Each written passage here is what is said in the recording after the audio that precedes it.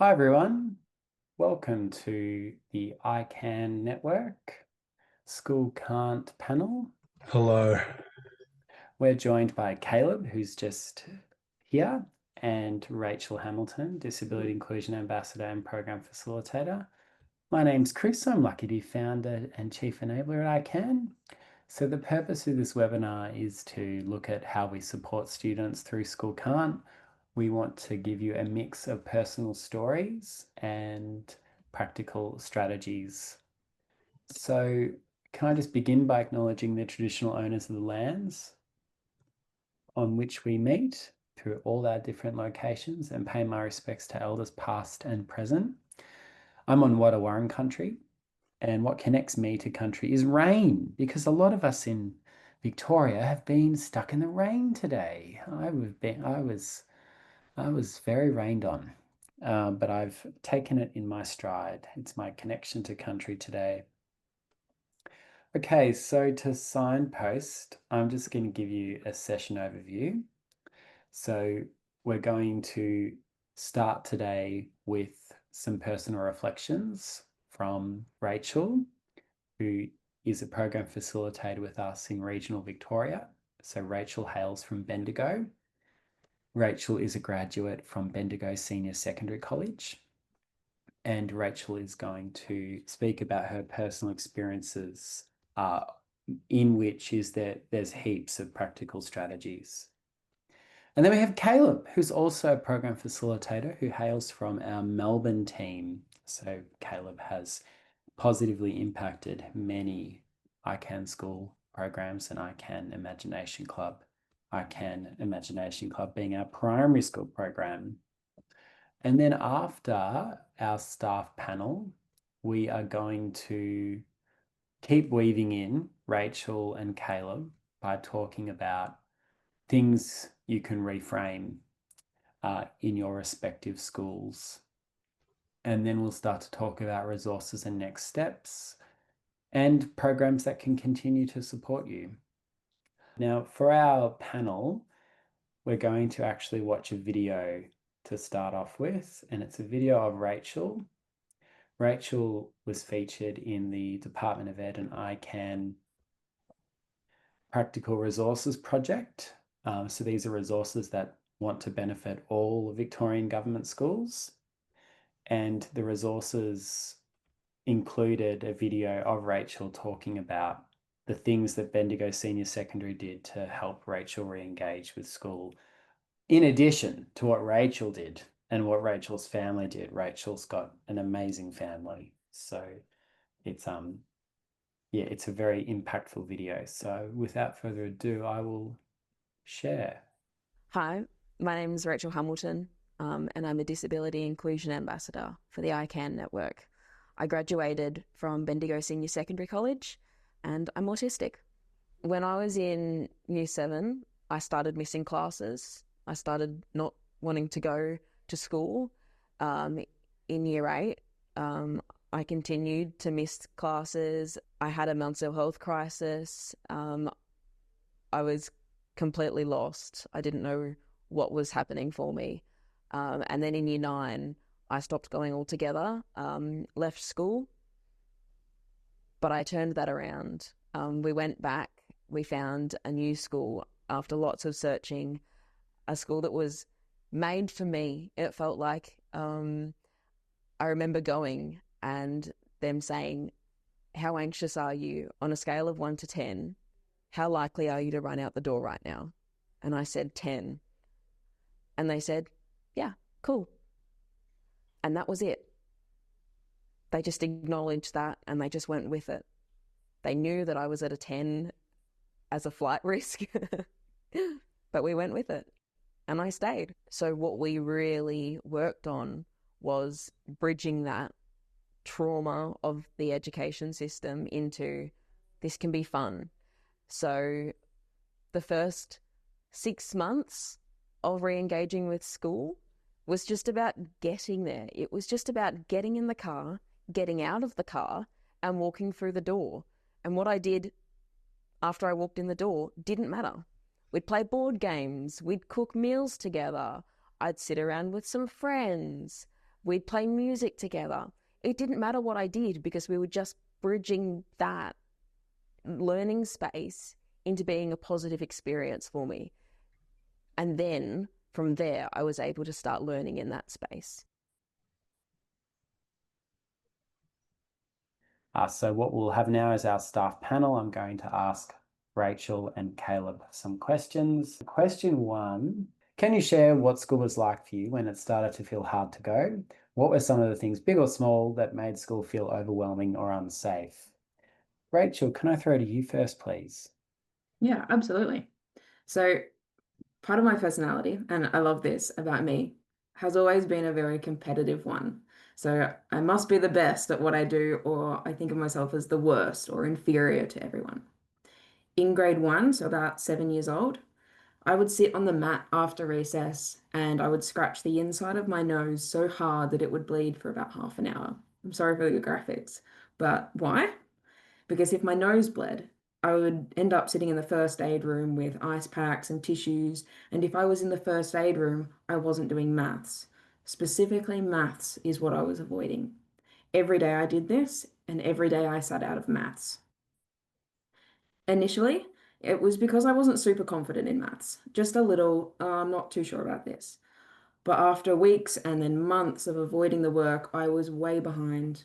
And of course, my autistic little brain just thought, nah, if I'm not good at this, I'm not doing it at all. And obviously, looking back, I now realize that this was because I was lacking in a very particular area that I think a lot of people misunderstand about autism, which is persistence and resilience. That for me was the overwhelming part. I couldn't bounce back when something got mildly difficult. So I gave up on things very quickly. And what started off as just avoiding a math class turned into avoiding classes, turned into avoiding school altogether. Another thing that made school feel overwhelming and unsafe was, as many girls do, especially autistic girls, I had a pretty terrible time with friendships and navigating social circles. I've always considered myself pretty good at reading behavior and people, and unlike the autism stereotype, I'm actually really good at it. So I knew when I was being left out or being avoided or being targeted, and I knew when people went behind my back and manipulated others into, unfriending me. I won't lie, I could be pretty rude, unpleasantly honest, and I wasn't shy to show my feelings through violence rather than words at, a primary school age. So, no, I don't consider those early years as sort of bullying. That wasn't a factor in later disengaging from school. What was the feeling that I was the only person like me. Like no one knew what I was feeling or thinking or going through. And a strong feeling that it was all so unfair. Why was I the only one in trouble all the time? Why didn't other students see me as funny and kind and creative, which is how I see myself? I wasn't cool. I thought that people thought that I was weird and totally incapable of ever keeping a good, healthy, and safe friendship. I took this sort of mindset into year seven with me. So naturally, I wasn't set up to succeed in the first place. So I went into year seven believing I was alone and friendless and felt really quite hateful towards my peers and the world in general. It made everything really hard. I hated PE, hated music, which is an all-time love of mine. I hated class, hated home, hated myself. And we now know this as anxiety. I wasn't imagining it. I wasn't broken. I just didn't understand why I couldn't be accepted. So those two main things, sort of navigating social worlds and just avoiding one small bit of school turning into school avoidance, those were some of the things that started small that turned into big things that made school unsafe for me. Thanks so much, Rachel. Caleb, can I ask you the same question? So, Of can you course. share what it was like when it started to feel hard, and what were some of the things that made school feel overwhelming or unsafe? Yeah. So I guess this is a two-parter kind of high school and primary school. In primary school, school was a lot more hard in the way that it was just sensory overload every day for 6, 7 hours, where I had to interact with everyone all the time. My teachers would be like, look me in the eyes when you're talking to me, raise your hand, stop fidgeting, stop doing all this, because I was different. And that's bad. You don't want to do that. So I had to try and pretend to be someone that I wasn't all day. And that was exhausting at the time. But it was less school can't and more I'm just so tired all the time from pretending that I am okay with all the sensory input, the bells, the singing, the after school, like the after lunch bells, like the singing the music, the playing tag at lunch if someone touched me too hard, or if my lunch order was too soggy. Pretending all of those things didn't bother me. But then I could get by taking 1 or 2 days off in the middle of the week to recharge. But then I got to high school and I was more involved in the meetings for my lesson plans and things. And I was seeing firsthand how rigid everything was, to where I couldn't do my assessments in a separate room or my exams in a separate room, where I wasn't allowed to have a fidget toy in class. And the more that my amazing mum, love mum, fought for these accommodations, the more eye rolls and things that I saw from my teachers and the wellbeing team made it feel more like that they didn't want me around. And it all turned into a lot of me, that I'm the problem.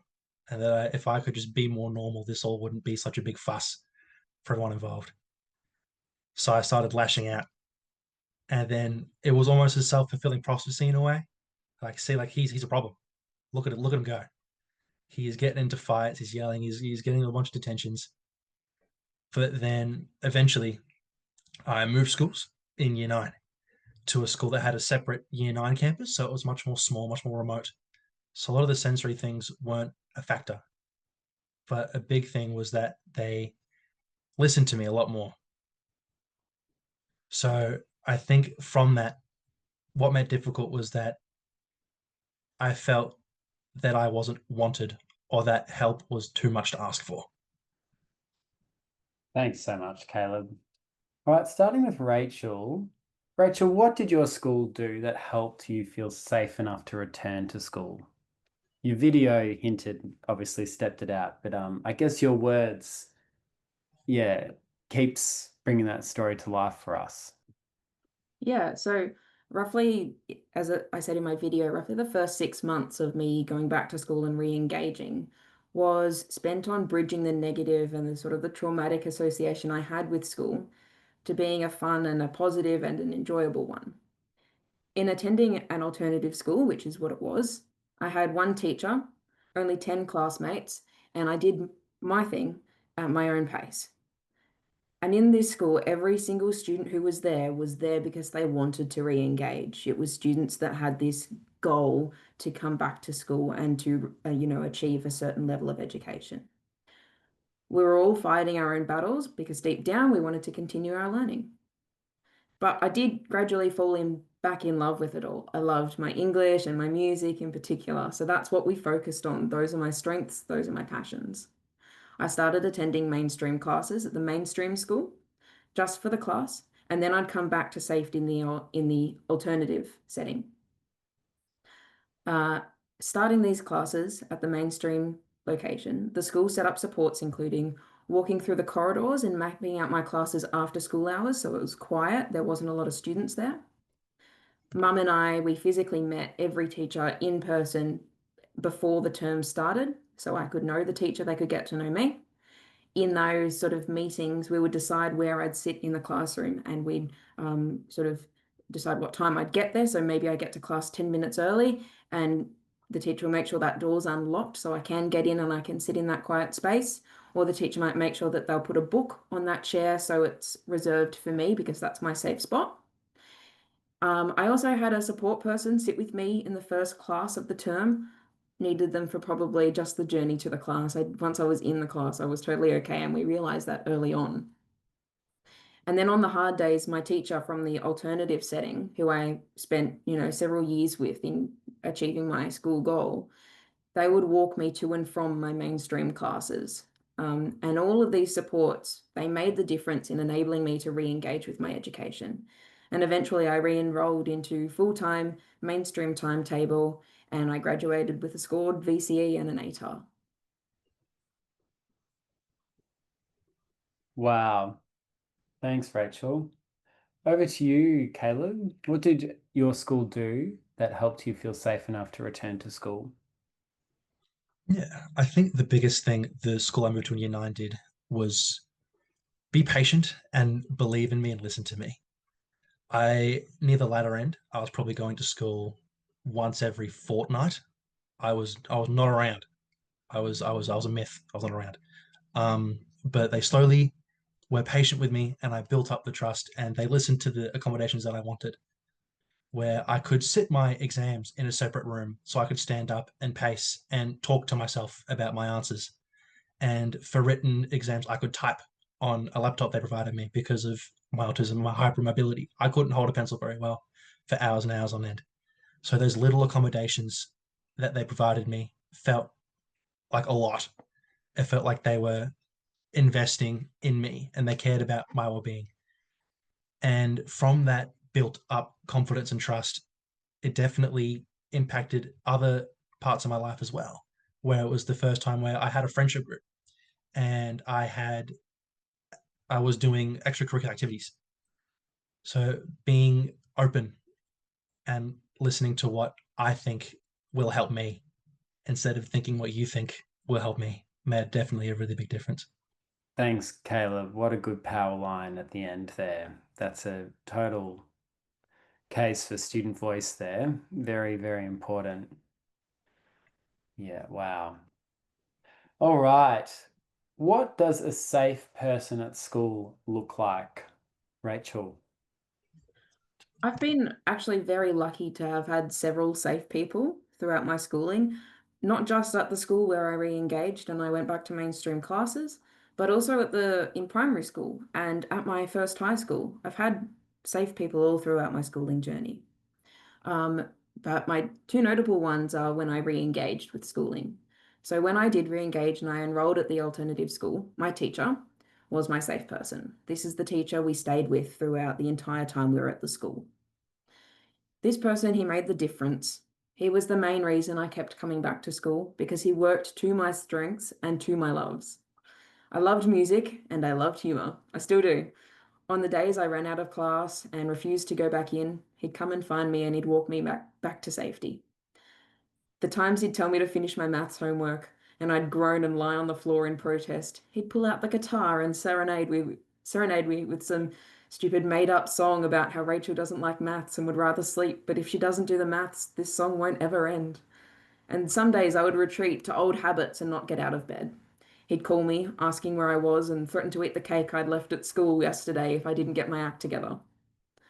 When I got really serious about completing school and getting an ATAR, he continued this wacky and wonderful support by doing things like interrupting my intense study periods for a midday dance party.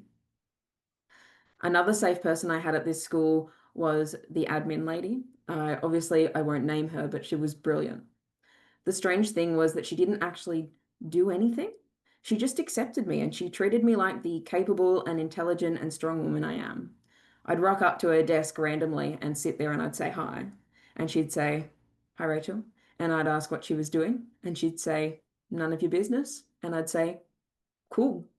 And then she'd go, "Why aren't you in class?" And I'd reply, "I don't know." And she'd say, "If you don't go to class, I'll call your mother." And I'd say, "Ugh." And then she'd say, "Go on, get out of here." And I did. And that's all I needed. I needed that push. I needed a shove back into, you can't stand here all day, go do what you need to be doing. And because I was there for a reason, that's what I needed. Thanks so much, Rachel. What a great example. There'd be a lot of schools present here who would have teachers like your music teacher, and we need to help those teachers be, whether they're support staff, teacher assistants, whatever the language in your jurisdiction, we need to protect and champion them because they're a lifeline. Great example. Caleb, what does a safe person at school look like? The first person that comes to mind as a safe person was a teacher. We'll call him Mr. C. This was in primary school in year four, and he made me feel like his own personal goodwill hunting, where I would stay after class and he would go through the work with me one on one because I was getting pretty severely bullied at the time. So I couldn't really do stuff. in the classroom. So my chair was getting kicked. I was getting papers thrown at, typical year four bullying stuff, and just the noise and all that. I couldn't get the work done. So it looked like I wasn't capable. And that's what I was told by all my teachers and my school principal, was that I wasn't capable. So I'm like, oh, okay, I guess I'm not capable. The adult's telling me that. What do I know? I'm 7 years old. So he walked through with me and he believed in me so much. And it was the first kind of seed where I was like, oh, maybe I can kind of do this whole school thing. Maybe it's not that bad, right? So it's just the overwhelming belief that he had in me and the actions that he showed, the way his actions showed me that he believed in me by sacrificing his time and his effort, I think really made a big difference. And I don't think I would have finished year 12 and been in year right now studying for my honours year without Mr. C. Wow. Thanks for sharing that, Caleb. We have a connection here, Caleb, because my Mr. C was actually Mrs. H at my school, Wanturna College. And she was obsessed with Robin Williams's character John Keating in Dead Poets Society. So we have a, you with Good Will Hunting, me with, Dead Poets Society, and Robin Williams's portrayal of very enthusiastic teachers. So wow, that what a yeah, amazing that Mr. C's belief in you eventually rubbed off on you. That's what it sounds like. It sounds like you went, I'm going to earn this belief and I'm going to believe as well. Is that the kind of summary? It Yeah, must have been a absolutely. process to get there, Caleb. It's not a immediate thing, is it? Did it take you some years to kind of digest that? Yeah, and it was very subtle. I don't think it was very explicitly. Mr. C believed in me, so do I. I think it Right. was kind of that kindling to the fire and then kind of carrying that through to high school and to university. Just knowing Wow. that person there and that those people exist. Mm. So for those that are listening, there's obviously a lot of time that we invest into students, but it's that, what a lovely way of putting it, the kindling, lighting that little fire of belief. Even if you're pretty lonely at the fire and the student's not there with you, you're just getting it going. Okay, what do people not understand about school can't, Rachel? This is a big one. Yeah, look, I think we've all done it at some point in our life, is sort of downplay what people are expressing to us and how they're feeling. Um, I have been told this as well, and I expressed this when I was struggling with school. With my anxiety is when I would return and I'd go to class and, my anxiety would kick in and I'd say, oh no, I'm not going in because everyone's looking at me. Oh no, I can't do the classwork because I'm so far behind. And that would be met with, no, no one's looking at you. They're not looking at you. They're just wondering, who you are. You're not far behind. You'll be fine. You can do it. And obviously, this is all meant with kindness. This is not them trying to underplay what you're experiencing. But the fears we have in being at school are real. People are looking at us. We are being judged. We are way behind in our classwork. It becomes a extremely vicious cycle. But it takes time. Mine took years. I missed years of schooling. I've got a grade 5 understanding of maths because of it. School can't doesn't just end either. You don't suddenly get over it.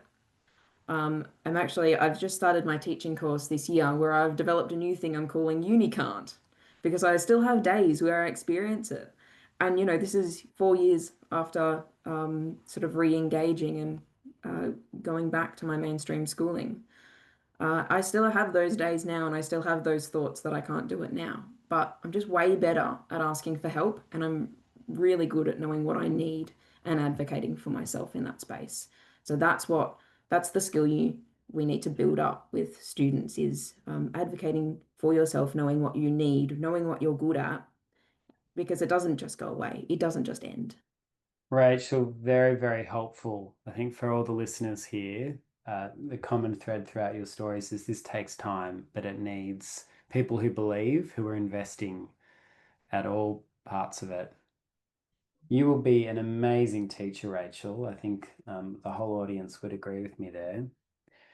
All right, Caleb, what do people not understand about school can't? That it's not from a lack of me trying, is why I can't go to school.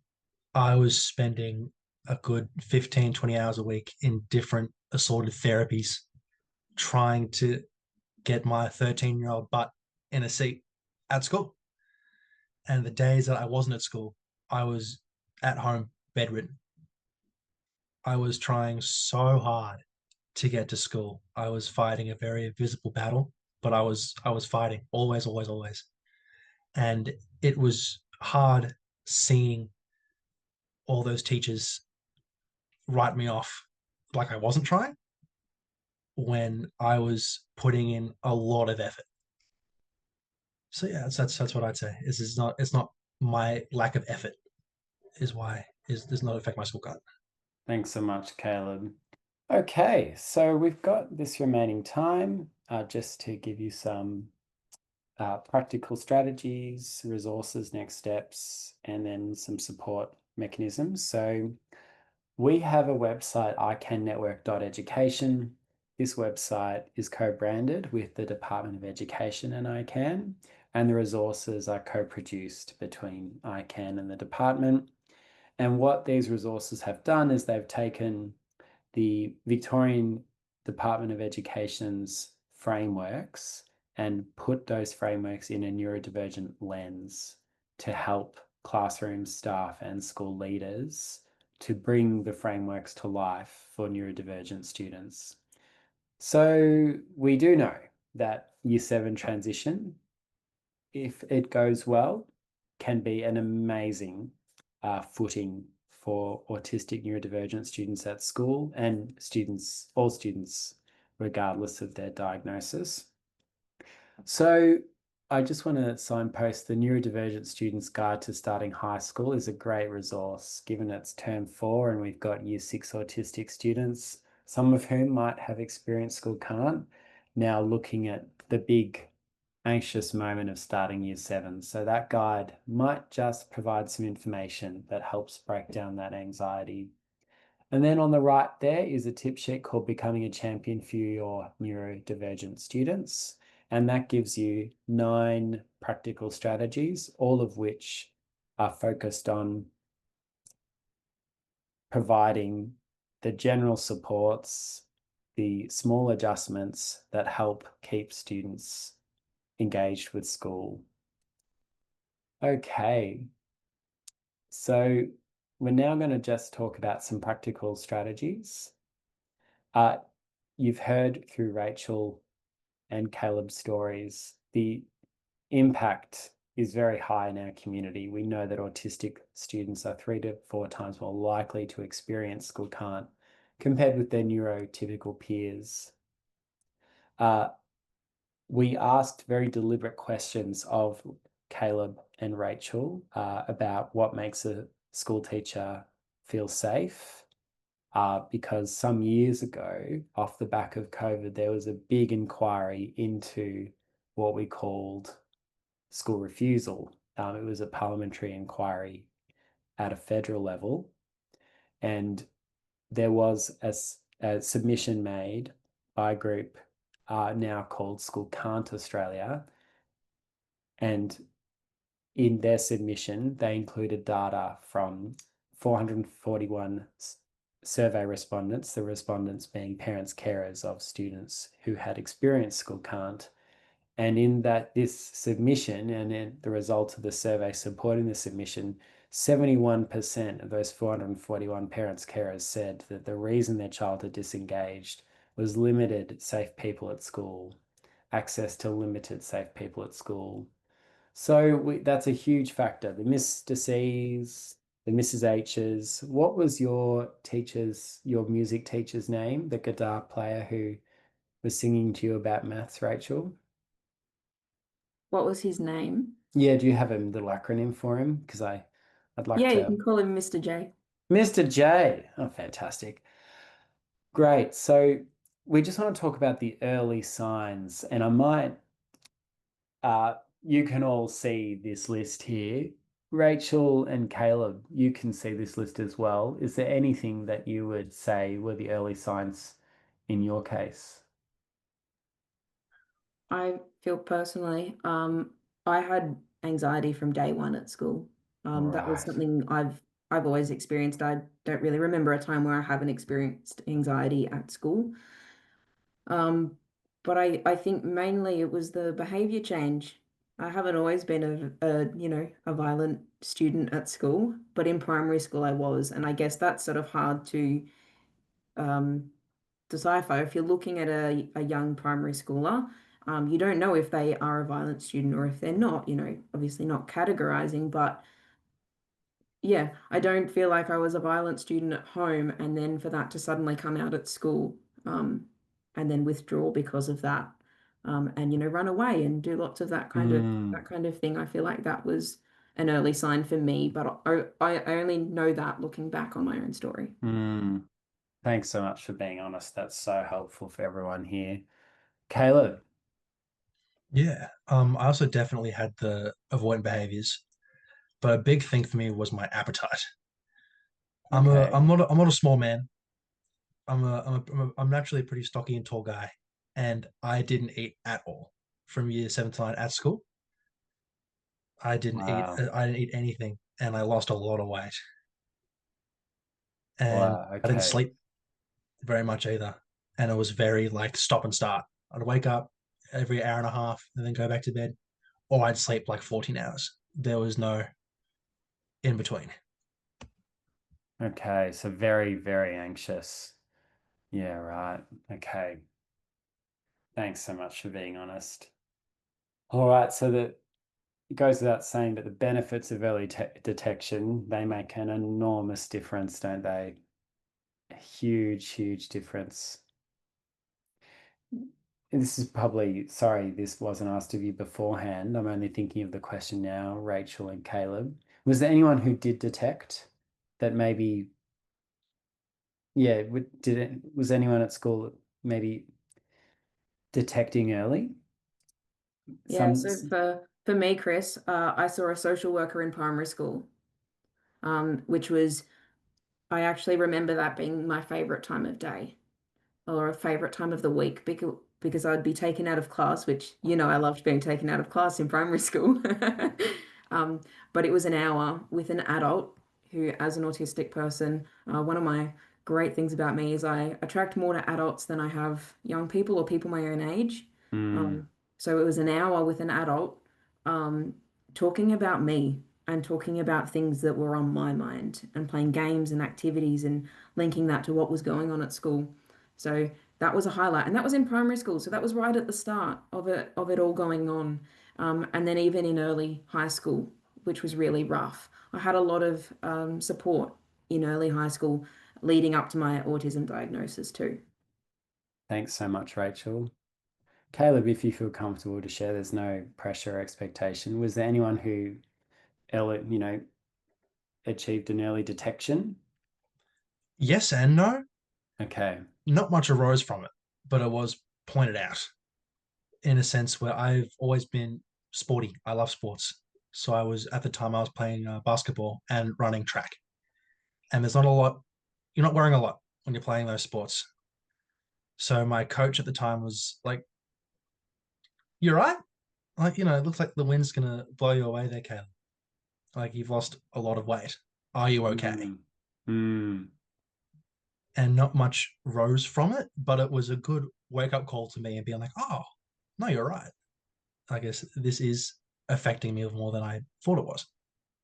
yeah, and I guess when we're very, very anxious, our bodies respond and we're sometimes unaware of the full impact the anxiety is having. So, yeah, I imagine that was all very confronting. Thank you for sharing it now, Caleb.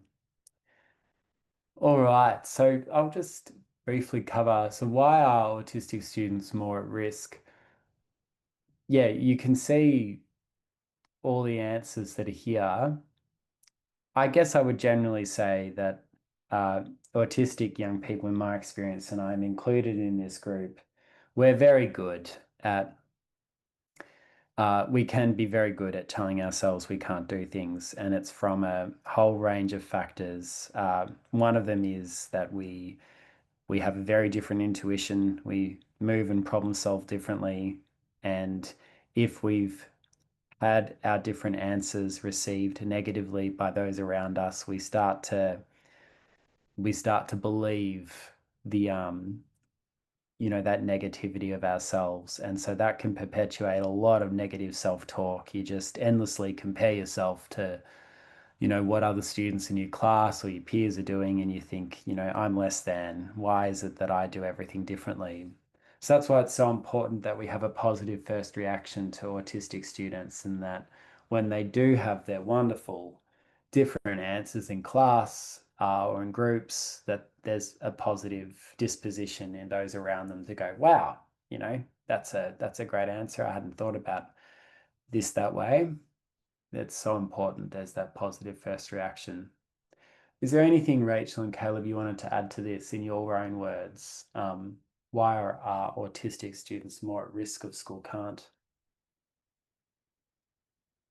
I think for me, as I mentioned earlier, one of my challenges that I'm still, I manage that today is dealing with persistence and resilience and bouncing back when things get difficult. It could be as little as somebody looked at me the wrong way and now I'm not leaving the house for the next week. And that takes a lot of internal work just to go, you know what? No, they didn't. You're fine. You're overthinking this and it's actually okay. Or on the other end of things, yeah, they did totally look at you the wrong way and that's not your problem anymore. That's on them. So that's a lot of internal work I've done. But I think we are very good at diving deep into things. I feel like overthinking has a sort of negative connotation about it, but we dive deep. We think a lot about things, which is a great thing. We just need to sort of harness that talent. Caleb. I think a big reason as to why or autistic people can be more at risk of school cunt is that I think the more that I skipped, the more people asked me where I was, and the more I stood out. And then I wanted to skip more because more people asked me where I was, and the more I skipped, the more people asked me where I was, and then the more people asked me where I didn't want to go, and that perpetual cycle of the more I skipped, the more difficult, uh, like weaving through social interactions kind of became, and it all kind of just became too much, I guess, if that makes sense. It does make sense. Thanks, Caleb. All right, everyone can see the 6 practical strategies. So prioritize safety, use visual routines, adjust sensory environment, flexible learning, gradual re-engagement, and the all-important one of language matters. Is there one thing you would add here, Rachel, one thing you'd underline? I mean, I'd love to underline all of it, but obviously for me personally, I I think the collaborative plan and the safety, like prioritizing safety and flexibility of that plan is key. So for me, routine is really important. I have to have a routine. If I arrive late to school one day, I'm thrown out for the rest of the week. It takes me a week to recover from that. No matter what it is, I might have just, I couldn't get to school early that morning, or I might have had an appointment. Um, but it's definitely you've got to learn which of these are going to work for each student. It's a very different combination with different needs for every student. So yeah, it's a tricky one to work out, but it is in there. It just takes a while to find. Thanks, Rachel. Is there anything you would add or anything you would underline, Caleb? I think a big thing that I would underline is the language matters. Yeah. I think a big thing that helped me feel more comfortable is a language that people used, Yeah. framing things in a very positive way. Yeah, it's like it kind of erodes the stigma a little bit around what I was experiencing, and that it isn't really a big deal. Like, oh, Yeah. you're okay. This is all okay. We're here to help. I guess for the audience, something you could do with your staff teams is to set up a team meeting, staff meeting, or staff PD where you brainstorm positive language you can use for students that are experiencing school can't. And the value of it is it's going to be useful language in lots of contexts with students. Okay, we're now just going to quickly signpost some resources that you can use. So we've talked about the resources at icannetwork.education. One of our partners at Amaze, so Amaze is Autism Victoria, Amaze has a great resource called Early Signs and Implementation Strategies Guide for Teachers. So you can head there. This slide deck talks about that further, and congrats to Amaze on that resource.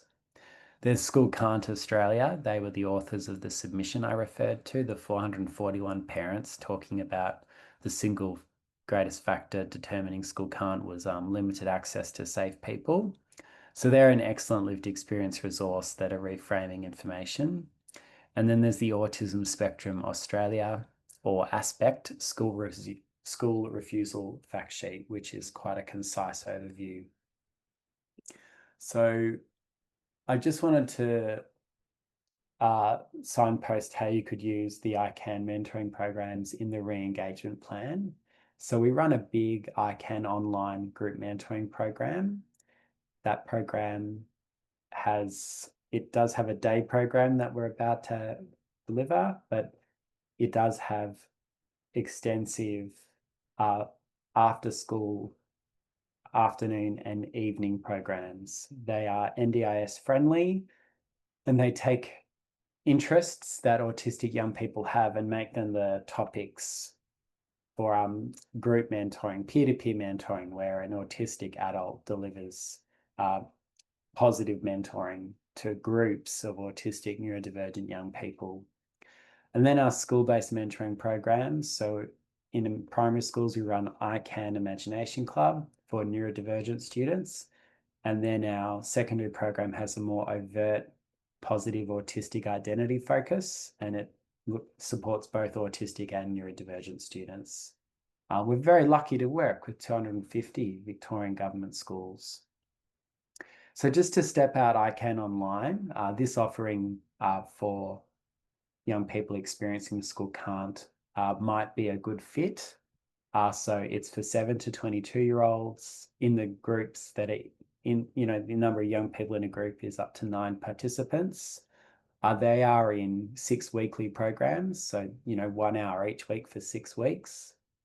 They're very flexible, and it's delivered by young people, young adults who've been there. So the program meets people where they're at. It really does pursue outcomes that are positive autistic identity, optimism, belonging, and confidence. And we have a really good evidence base to say that we are really building up that confidence and belonging that we feel is so important to achieve that self-actualization that we want to see in young people. And just to signpost, we are about to run a 4-day Minecraft server. So this is another example of, a creative interest being the topic of mentoring. And this starts 8th of December, 1 to 3 p.m. And it might be an offering that could just be just a starting point for someone that might be experiencing school can't. And again, it is NDIS friendly, and there's there's a bit that we deliver in this service, and there's information that we can give you on that. We do offer scholarships to the ICANN online group mentoring program. So if you email us at mentoring@icannetwork.com.au, the email is right here. We do have scholarships available for government schools who would like to organise the ICANN online program for their students. Just email us at mentoring@icannetwork.com.au if you have any questions about the school programs where groups of students do the program in school hours on school site or online as a group, or the ICANN online service, which is NDIS friendly. All right. Thank you so much for contacting us. As I've mentioned, we will share the slide deck with you. And can I just thank my team, particularly Amy, who's been behind the scenes assisting us, and to Rachael and Caleb for being our fantastic storytellers. Thank you so much.